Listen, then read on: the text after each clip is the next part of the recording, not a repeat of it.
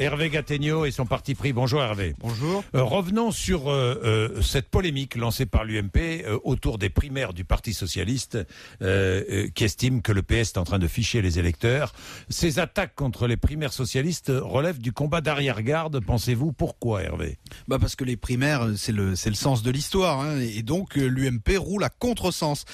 Dans tous les pays, on le voit, les citoyens veulent prendre la parole. On l'a vu en Italie, on le devine en Grèce et en Espagne. On l'espère dans les pays arabes. Et c'est normal que les citoyens prennent la parole. Bah oui, absolument. Et nous en sommes, nous, en France, à chipoter sur le mode de désignation d'un candidat par les électeurs. Bon, il faut pas se laisser abuser par le juridisme des argumentaires de l'UMP. Hein. La question du fichage n'est évidemment qu'un prétexte. C'est la primaire elle-même que l'UMP essaie de mettre en cause.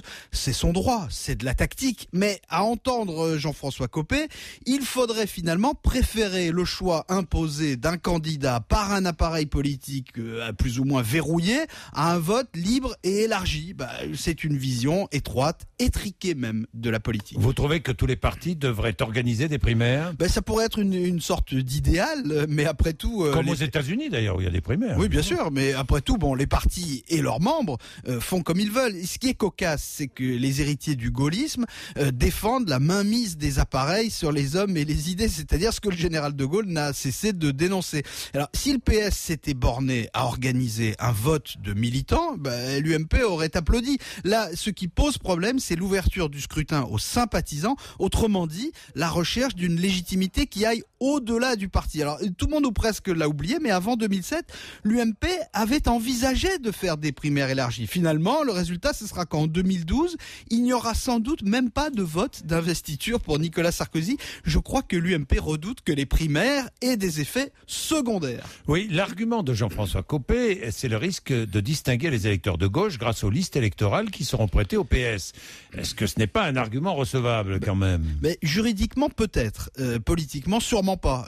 C'est vrai que le vote est secret, mais le PS après tout s'est engagé devant la CNIL à détruire les listes après le vote, et je ne vois pas pourquoi il faudrait particulièrement en douter. Et puis en plus ça fera des feux de joie magnifiques, hein, toutes ces listes qui vont brûler après le scrutin.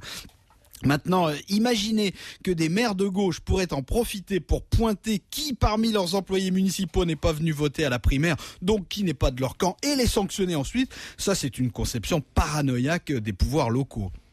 En fait, c'est un soupçon qui en dit autant sur celui qui le formule que sur celui qu'il est censé viser, ce soupçon. Et surtout, c'est la validation de tous les clichés les plus repoussants sur la politique, hein, le clientélisme, le favoritisme, le cynisme, et tout ça au nom de la défense des principes. Est-ce qu'il y a encore un moyen de rendre ces primaires incontestables? Il y en a au moins un qui est évident, hein, attirer le plus grand nombre d'électeurs possible. Si le PS réussit à faire venir plus d'1 million de votants, c'est que la menace n'aura pas porté, et à ce moment-là, le pari sera plus ou moins gagné. Et ce qu'on ne comprend pas, c'est que les socialistes n'aient pas choisi la solution la plus facile, celle du vote par Internet. La discrétion du scrutin aurait été mieux assurée, et ça aurait certainement favorisé la participation. Peut-être qu'il n'est pas trop tard pour le faire, mais en tout cas, l'idée n'est pas venue spontanément aux socialistes, preuve que l'UMP n'a pas le monopole de la ringardise.